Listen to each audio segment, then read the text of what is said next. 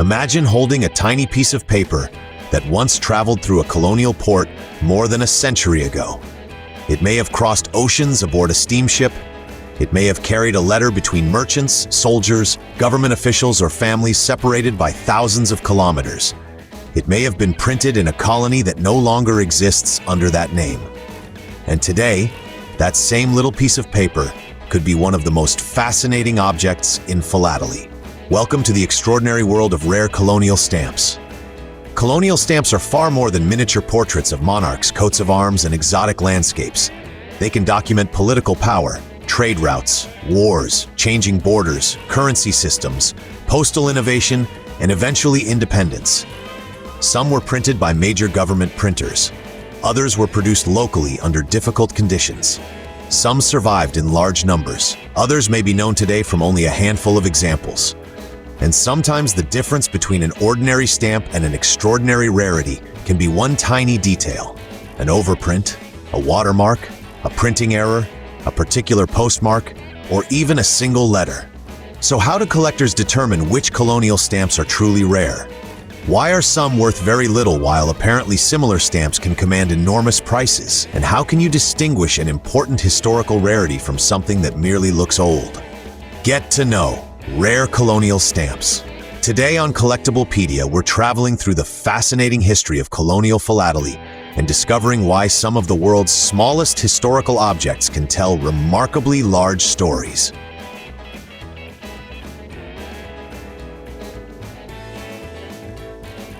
How empires created global postal networks. To understand colonial stamps, we first need to understand why they existed.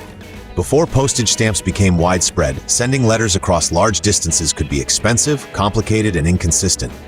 Then came one of the great innovations in postal history. In 1840, Britain introduced the famous penny black, widely recognized as the world's first adhesive postage stamp, issued for use in a public postal system. The basic idea was revolutionary. Postage could be prepaid using a small adhesive label. As postal systems expanded, the concept spread internationally, but European empires controlled territories across enormous distances. Britain, France, Portugal, Spain, the Netherlands, Germany, Belgium, and other colonial powers administered territories around the world.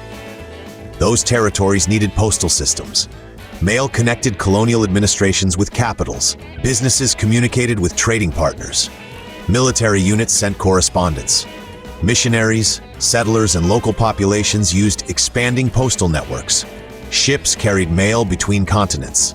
And stamps became part of the infrastructure that made this communication possible. Some colonies received stamps specifically designed for them. Others initially used stamps from the colonial power. Sometimes existing stamps were modified with overprints. An overprint might indicate a new territory, denomination, currency, or political authority. This created an enormous range of varieties, and political events made things even more complicated. Territories changed hands, currencies changed, postal rates changed, governments changed, wars disrupted supply chains, independence movements transformed countries. Sometimes stamps had to be modified quickly because completely new issues could not be designed and printed fast enough. That is one reason colonial philately contains so many unusual varieties. A stamp could begin life representing one administration, receive an overprint representing another, and eventually be replaced entirely after independence. In that sense, stamps became miniature historical documents.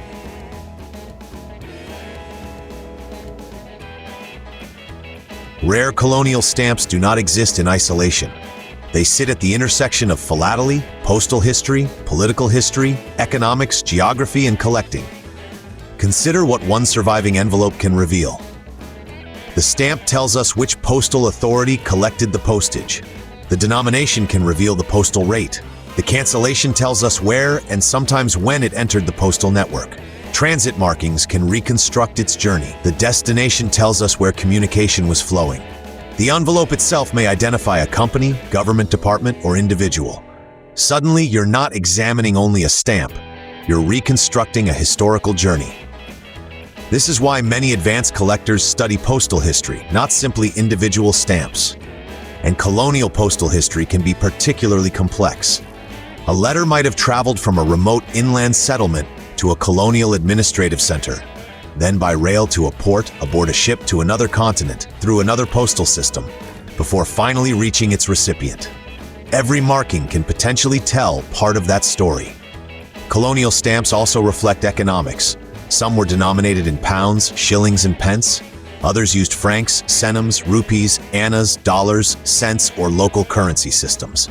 Political transitions could produce temporary combinations of old stamps and new monetary systems. Collectors therefore study not just pictures and catalog numbers, but entire historical contexts. Today, colonial philately has another important dimension. The history represented by these stamps can involve conquest, exploitation, resistance, migration, and eventual independence. Modern collectors increasingly examine colonial material not simply as products of empires, but as artifacts of the people, societies, and territories whose histories those empires affected. That broader perspective can transform a stamp collection into something closer to a historical archive.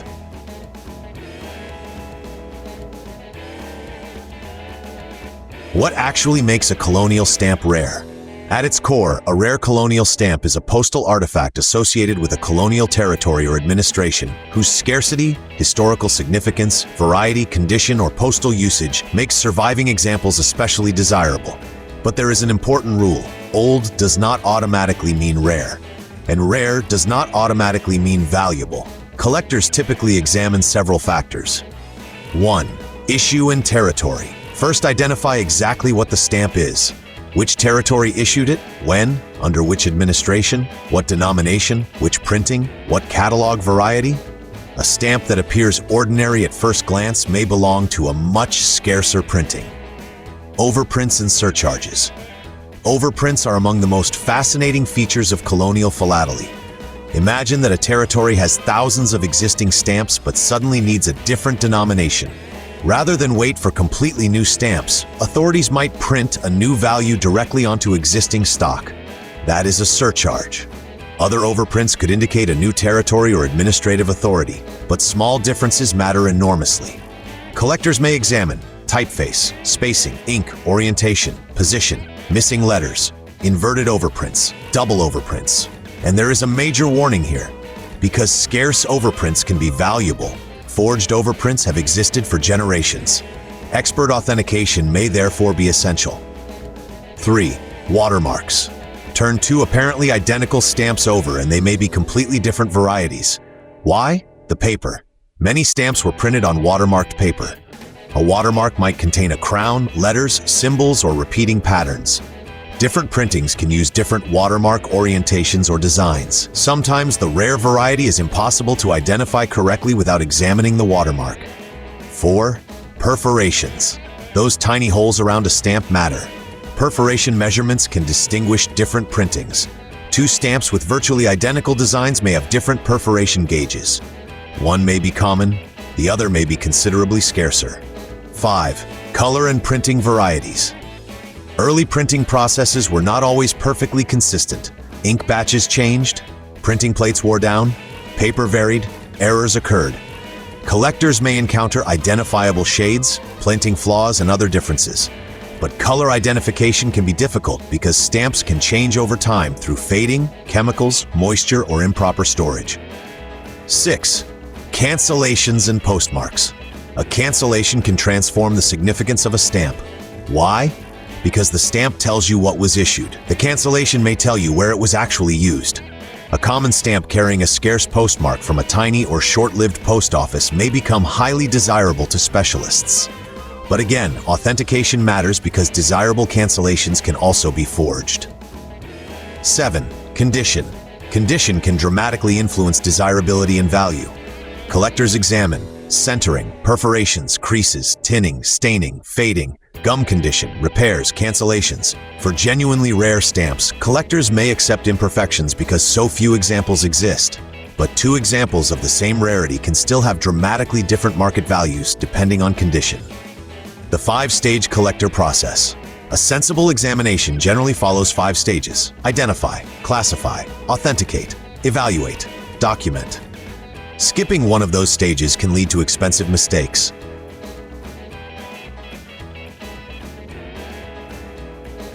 Imagine finding an old colonial album. Imagine inheriting an old stamp album. You open it and discover pages labeled British colonies, French colonies, Portuguese colonies, German colonies. There are hundreds of stamps. Some have portraits, others show ships, animals, landscapes, or coats of arms. One particular stamp catches your attention. It has an unusual overprint. What should you do? The biggest mistake would be immediately assuming this must be valuable. Instead, begin with identification. Determine the territory, then identify the base stamp. Next, examine the denomination and overprint. Compare the typography. Check the watermark. Measure the perforations. Look at the cancellation. Inspect the stamp under magnification. Research catalog listings and specialist literature. Then investigate whether authentication is commonly recommended for that particular issue. Now imagine the catalog lists two similar varieties. One is relatively common, the other is extremely scarce. The visible difference? Perhaps a different watermark, or a tiny variation in the overprint. This is why specialist knowledge matters. Document provenance. If a stamp has certificates, auction records, collection labels, or previous ownership documentation, preserve them. Do not casually separate an important stamp from documentation that establishes its history. For exceptional material, provenance can become part of the collectible itself. Don't clean first. Another major warning: do not automatically clean, repair, bleach, flatten, regum, or otherwise improve an old stamp. What looks like restoration to an inexperienced owner may actually reduce its philatelic integrity. When uncertain, preservation should come before intervention. Use multiple sources. Catalog values are useful references, but they are not guaranteed selling prices. Actual market value can depend on condition, demand, certification, provenance, and recent comparable sales. Auction archives and specialist dealers can provide additional context. For potentially significant material, professional opinions can be extremely useful.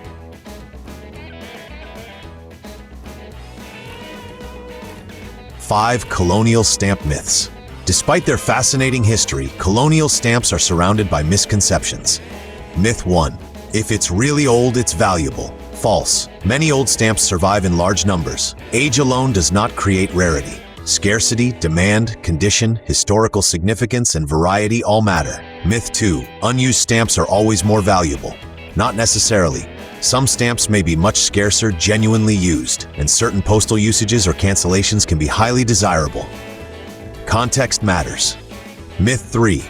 The catalog says $5,000, so my stamp is worth $5,000. Not automatically. Catalog values are reference points produced under particular assumptions. Actual transactions can differ considerably. Condition and authenticity can change everything. Myth 4. A rare overprint is easy to identify. Dangerous assumption. A fake overprint applied to a genuine, inexpensive stamp can create the appearance of a major rarity. Specialists may study microscopic characteristics, ink, alignment, typography, and known genuine examples. Myth 5. Damaged rare stamps are worthless. Also false. Condition matters greatly, but when only a tiny number of examples survive, even imperfect examples can remain important. Rarity changes the equation. Fact or fiction? Here's one for you. A common colonial stamp can sometimes become a significant collectible because of the postmark placed on it. Fact or fiction? Make your choice now. We'll leave the answer for you to investigate, and tell us what you think in the comments. A bigger debate. There is also a broader discussion surrounding colonial collecting.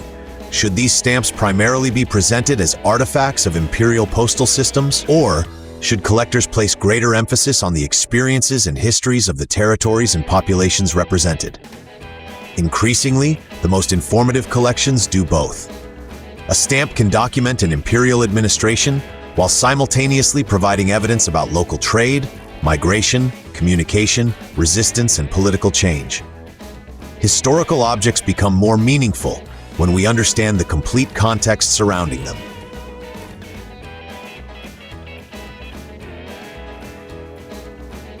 Colonial stamps versus modern stamps versus postal history. Rare colonial collecting differs substantially from simply collecting modern stamps. Modern stamps. Collectors may focus on designs, themes, commemorative issues, complete sets, first-day covers, printing varieties. Information is often relatively accessible. Colonial stamps. Collectors may need to investigate historical administrations, changing territorial names, currencies, watermarks, overprints, postal rates, printing variations, specialist cancellations, authentication. The historical detective work can become a major part of the hobby. Postal history. Then there is postal history. Instead of asking only which stamp is this, the collector asks, why was this particular stamp used on this particular letter, from this place, on this date, traveling by this route? That changes everything. A loose stamp provides one piece of evidence. An intact cover can preserve an entire chain of evidence. Neither collecting approach is automatically better. Some collectors specialize in individual stamps. Others prefer covers. Others study a single colony, period, postal route, monarch, printer, or historical transition. The best approach depends on what fascinates you.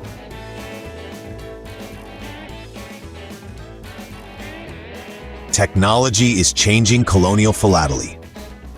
Colonial stamps may be historical artifacts, but the way collectors research them is becoming increasingly modern. High-resolution imaging can reveal tiny details that were once difficult to study. Digital archives make auction records and historical references easier to access. Online databases allow collectors to compare examples from different collections. Image recognition systems may increasingly assist with basic identification. AI could potentially help compare perforations, design characteristics, overprint positioning, cancellations, printing varieties, catalog information. But there is an important limitation. AI recognition is not the same as expert authentication. A computer may suggest that two stamps appear similar. That does not prove that an overprint is genuine. Physical characteristics involving paper, ink, gum, and alteration may require specialist examination. Technology should therefore be viewed as another tool in the collector's toolkit, not an automatic replacement for expertise.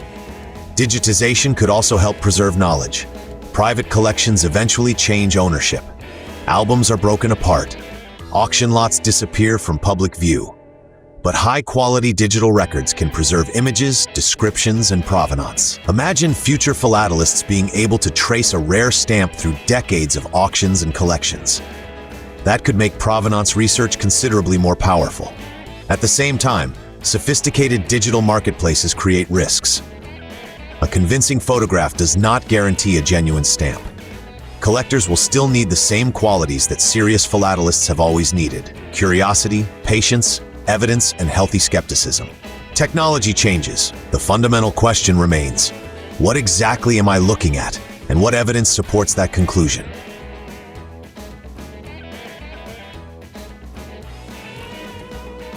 Every stamp has a story. Today we discovered that rare colonial stamps are much more than old pieces of postage. They are miniature records of global history. We learned that rarity can depend on details as small as a watermark, perforation measurement, overprint, or cancellation. We explored why identification and authentication are critical. We discovered how postal history can transform a stamp into evidence of an entire journey. And perhaps most importantly, we learned that old does not automatically mean rare. Rare does not automatically mean valuable. And valuable does not automatically mean genuine. The best collectors don't simply ask, how much is this worth? They ask, what is it? Where did it come from? Why does it exist? How many survived? And what evidence proves its story? Because sometimes the greatest value of a collectible isn't printed in a catalog. It's the history that survived with it. But rare colonial stamps are only one corner of the enormous world of philately. In another episode of Collectiblepedia, we'll continue exploring the extraordinary objects, stories, discoveries, and mysteries that make collecting so fascinating. If you enjoyed this episode, like the video, subscribe to Collectiblepedia, and tell us in the comments, which country, territory, or former colony would you most like to build a stamp collection around? And if you've ever discovered an unusual stamp hidden inside an old album, we'd love to hear the story. Continue exploring the world of collectibles at collectiblepedia.com. Research, discover, collect, and never stop asking what story an object might be hiding. Thank you for watching Collectiblepedia, part of the MP Nerds ecosystem. Collectiblepedia. Every collectible has a story.